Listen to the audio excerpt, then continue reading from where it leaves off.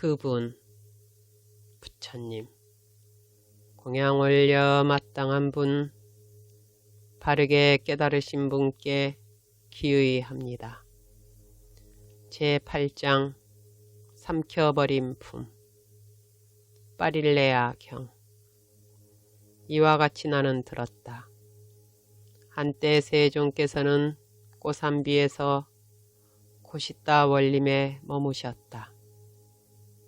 그때 세종께서는 아침에 온매무새를 가다듬고 바루와 가사를 수하시고 걸식을 위해서 고산비로 들어가셨다.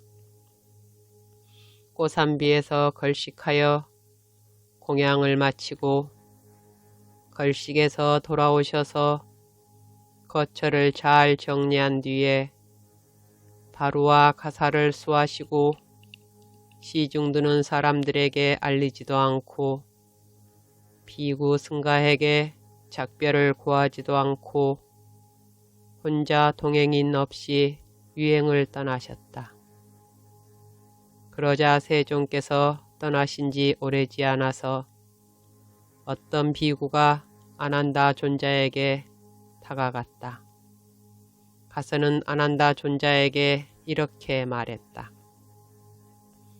도반 아난다여, 세종께서 거처를 잘 정리한 뒤에 바루와 가사를 수하시고 시중 드는 사람들에게 알리지도 않고 비구 승가에게 작별을 구하지도 않고 혼자 동행인 없이 유행을 떠나셨습니다. 도반이여, 세종께서 거처를 잘 정리한 뒤에 바루와 가사를 수하시고 시중 드는 사람들에게 알리지도 않고 비구에게 작별을 구하지도 않고 혼자 동행인 없이 유행을 떠나셨을 때는 세종께서 혼자 머물고자 하셔서입니다. 그때는 아무도 세존을 따라가서는 안 됩니다. 그때 세종께서는 차례차례 유행을 하시어 빠릴레아가에 도착하셨다. 세종께서는 거기 빠릴레아가에서 상서로운 산라나무 아래 머무셨다. 그때 많은 비구들이 아난다 존자에게 다가갔다. 가서는 아난다 존자와 함께 환담을 나누었다. 유쾌하고 기억할 만한 이야기로 서로 담소를 한 뒤 한곁에 앉았다.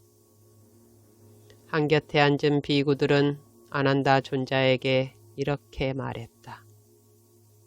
도반 아난다여, 우리가 세존의 면전에서 직접 설법을 들은 지가 오래되었습니다. 도반 아난다여, 우리는 세존의 면전에서 직접 설법을 들었으면 합니다. 그러자 아난다 존자는 비구들과 함께 빠릴레아가의 성스러운 산라나무 아래로 세종께 다가갔다. 가서는 세종께 절을 올리고 한곁에 앉았다. 한곁에 앉은 비구들에게 세종께서는 법다운 이야기로 가르치고 격려하고 분발하게 하고 기쁘게 하셨다. 그때 어떤 비구에게 이런 생각이 마음에 일어났다. 어떻게 알고 어떻게 보아야 즉시의 번뇌들이 멸진할까라고. 세종께서는 마음으로 그 비구의 마음을 아시고 비구들을 불러서 말씀하셨다.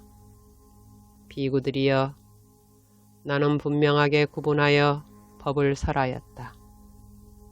나는 분명하게 구분하여 4가지 마음 챙김의 확립을 설하였고 분명하게 구분하여 4가지 바른 노력을 설하였고 분명하게 구분하여 4가지 성취 수단을 설하였고 분명하게 구분하여 5가지 기능을 설하였고 분명하게 구분하여 5가지 힘을 설하였고 분명하게 구분하여 7가지 깨달음의 구성요소를 설하였고 분명하게 구분하여 8가지 구성요소를 가진 성스러운 도를 설하였다.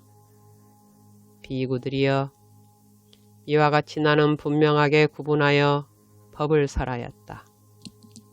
그런데도 여기 어떤 비구에게 어떻게 알고 어떻게 보아야 즉시의 번뇌들이 멸진할까라는 생각이 마음에 일어났다. 비구들이여 그러면 어떻게 알고 어떻게 보아야 즉시의 번뇌들이 멸진하는가? 비구들이여 여기 배우지 못한 범부는 성자들을 칭견하지 못하고 성스러운 법에 능숙하지 못하고 성스러운 법에 인도되지 못하고 참된 사람들을 칭견하지 못하고 참된 사람의 법에 능숙하지 못하여 물질을 자아라고 관찰한다. 그의 이러한 관찰은 하나의 심리현상일 뿐이다. 그러면 이런 심리현상은 무엇이 그 근원이며 무엇으로부터 일어나고 무엇으로부터 생기며 무엇으로부터 발생하는가? 비구들이여 배우지 못한 범부는 무명과 함께하는 감각 접촉에서 생긴 느낌에 닿으면 가래가 일어나나니 이런 심리현상은 바로 이 가래에서 생긴다. 그런데 이 가래도 무상하고 형성되었고 조건에 의해서 생겨난 것이다.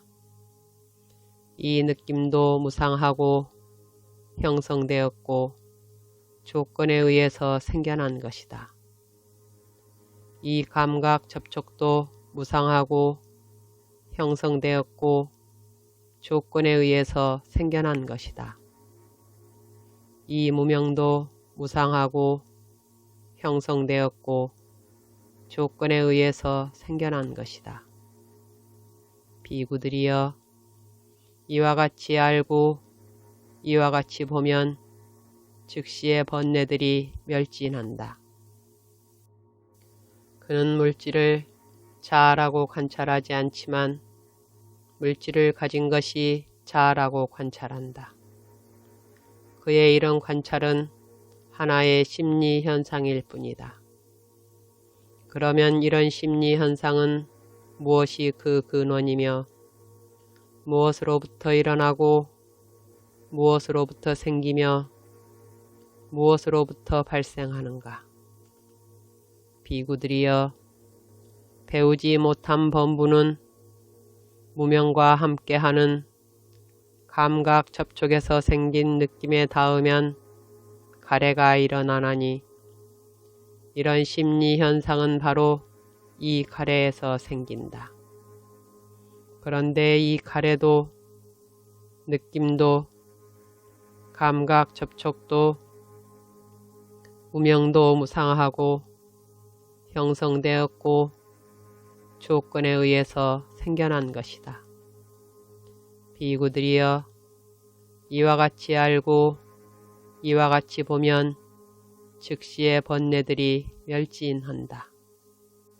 그는 물질을, 느낌을, 인식을, 심리현상들을 아르마리를 자아라고 관찰하지 않고 아르마리를 가진 것이 자아라고 관찰하지 않고 아르마리가 자아 안에 있다고 관찰하지 않고 아르마리 안에 자아가 있다고 관찰하지 않는다.